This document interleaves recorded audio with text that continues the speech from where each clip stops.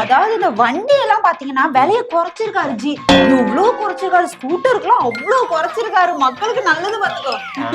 ஆமாங்கக்கா. இப்ப இந்த கடையில செய்யறதுன்னா அடுத்தடுத்து வர பிரான்ச் மாதிரி வச்சுக்கிறோம்க்கா.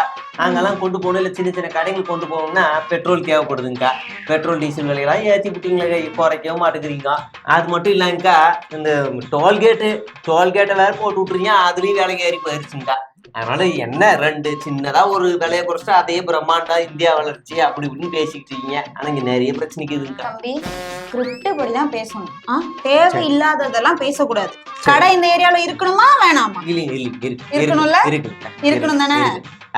வேணா ஒரு போர்டு வச்சுக்கோ, பாரத் மாதாக்கு அப்படின்னு. அடிக்கடி வர மாட்டேங்குது. நீங்க போங்க, நான் பேசுறேன். இல்லைங்களா, தானா வந்துருச்சுங்கண்ணா. வயிற்றுச்சலா இருக்குதுங்களா, தானா வருதுங்கண்ணா. என்ன எப்ப இந்த மாதிரி சான்ஸ் எப்பயாவது ஒருத்தர் தான் கிடைக்கும். அப்ப கேட்க வேண்டிய கேள்வி இல்லைன்னா நிறைய வச்சுக்கிறேங்கண்ணா. ஆனா என்ன பண்றேன்னா டக்குன்னு கேட்க முடியலங்கண்ணா. கேட்க முடியாது. நம்ம ஆலையிலேயே கடையை காலி பண்ணி ரைடு தான் கரெக்ட். ரைடு வரும். இந்த கடையை செலக்ட் பண்ணாத.